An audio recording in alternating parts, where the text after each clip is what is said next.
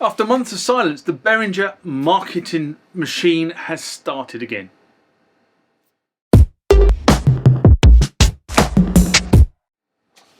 Yep, welcome to this week's rant from the workshop as per normal.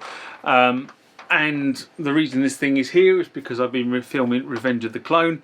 If you want to know whether I succeeded or I didn't succeed, you'll have to watch that series of videos. The next video will be going live probably before you see this video, actually.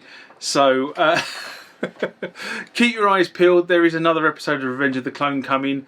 There's at least another 2 episodes of Revenge of the Clone coming, so read into that what you will. But here we are back on the rant. There has been a little bit of a gap. There was a couple of weeks before this, but there was a gap before that purely because there was an awful lot going on and I was too damn tired to film this. So we're getting back into the swing of things and we're going to start this rant with the Behringer marketing machine. Remember, like, comment, subscribe to the channel. Go over to Instagram and follow me there. Go over to Facebook, follow me there. That's where the normal notices are. And consider becoming a Patreon.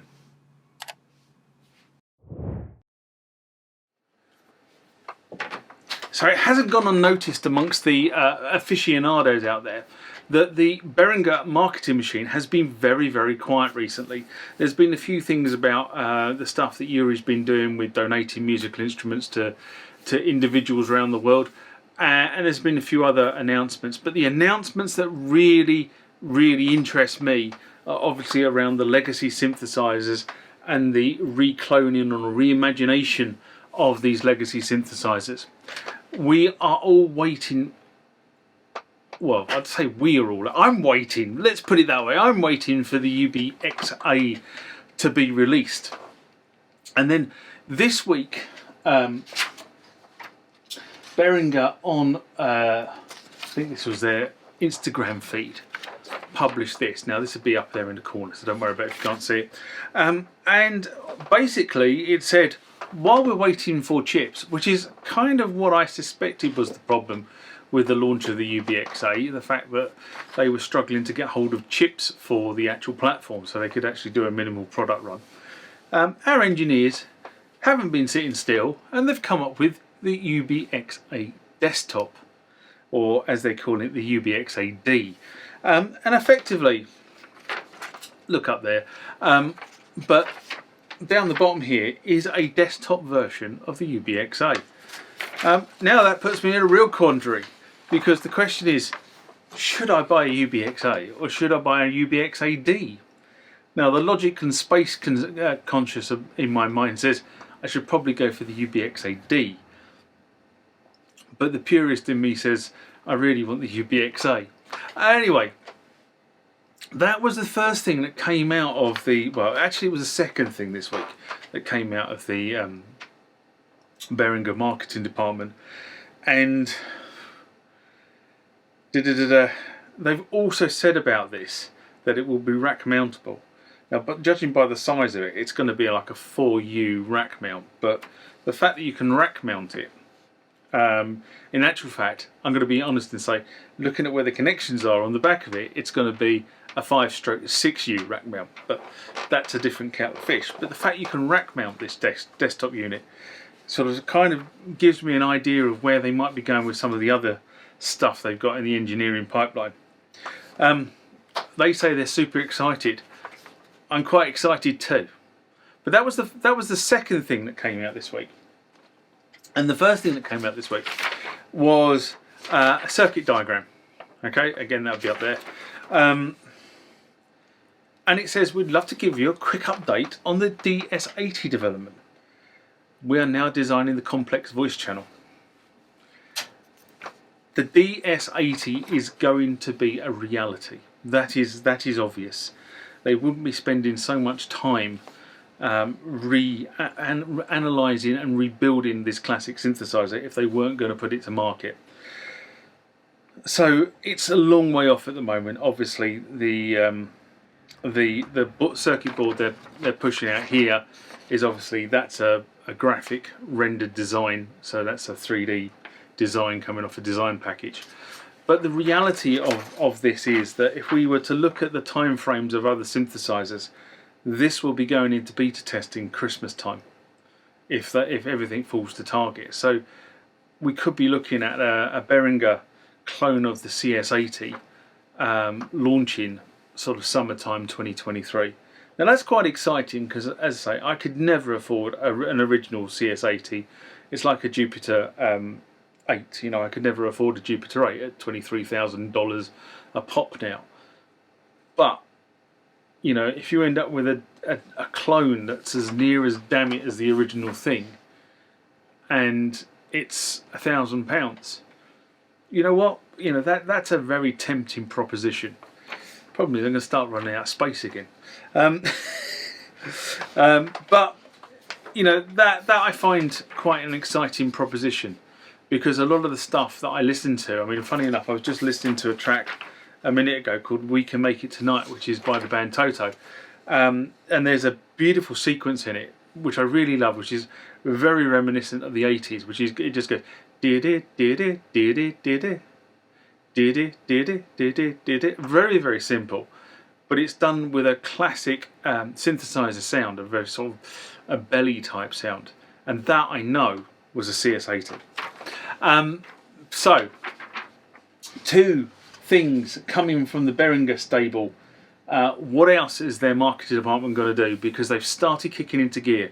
They've been very, very quiet for months now, and all of a sudden they're starting to kick into gear, which means stuff is going to start coming. They wouldn't, they don't start kicking into gear unless they're trying to warm you up for stuff that's going to be released.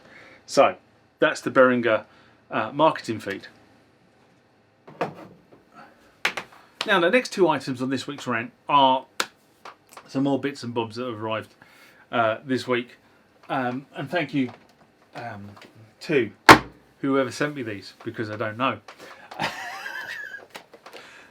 You know, if you send me something, if you get in touch and send me something, normally because you've got in touch I know who you are, but quite often there's a long delay between you getting in touch and whatever you said you were going to send arriving, and I kind of lose track of who said they're delivering what.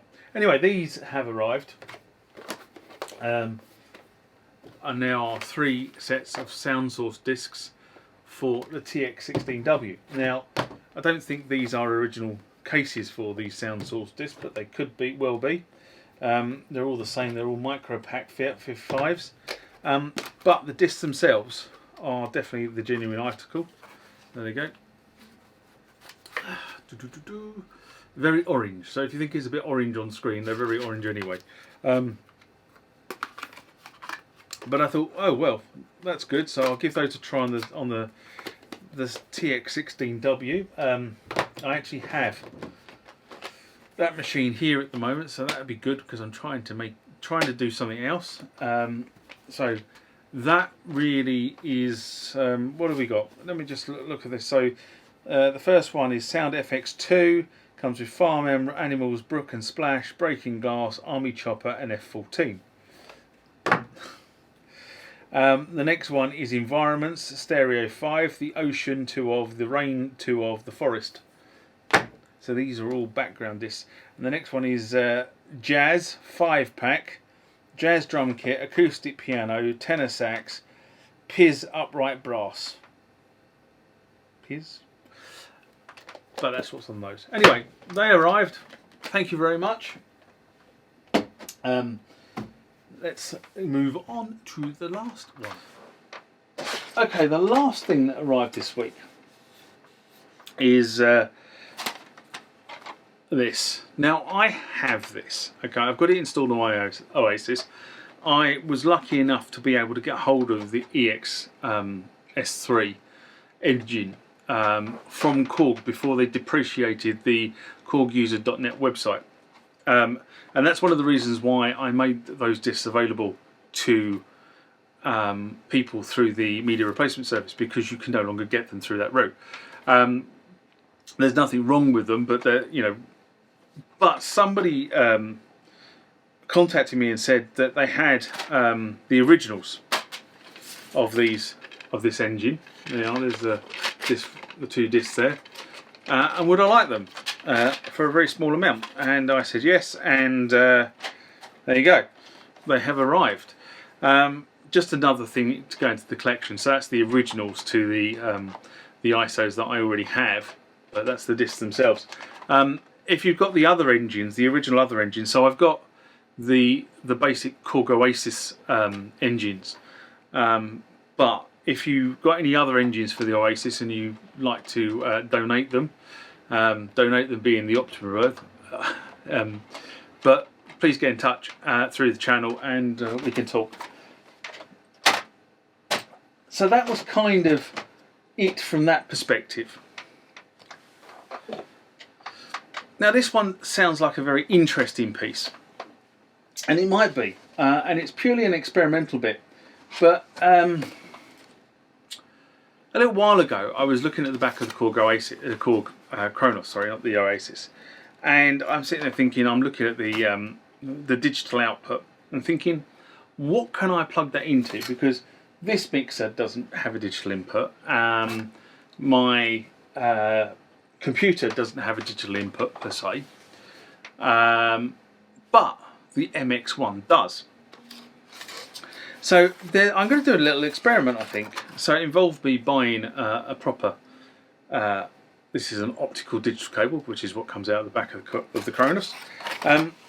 So I bought one of these, and I thought to myself, let's see if we can actually get the Kronos linked up to the MX1 and use the digital channel, because one of the things about the MX1 is people are always running out of channels on the MX1, and a lot of people have done things on the internet, on YouTube, about buying D2A converters and effectively running an analog signal into that digital channel by doing a conversion. And I've always kind of steered away from that. And the reason why I've steered away from that is because most of the D2A converters are presenting phono ports. And one of the things that I've always learned is that phono has a different level to just a line level. And you have to start mucking around with the levels to try and get them to equal out. And so I've kind of always run away from things where you want to put a line level signal in, coming off a synthesizer or something like that, into a phono socket, because you're always going to potentially, well, I say always, I think you're potentially always going to get a mismatch. So I've kind of avoided really looking at the subject of the digital in channel.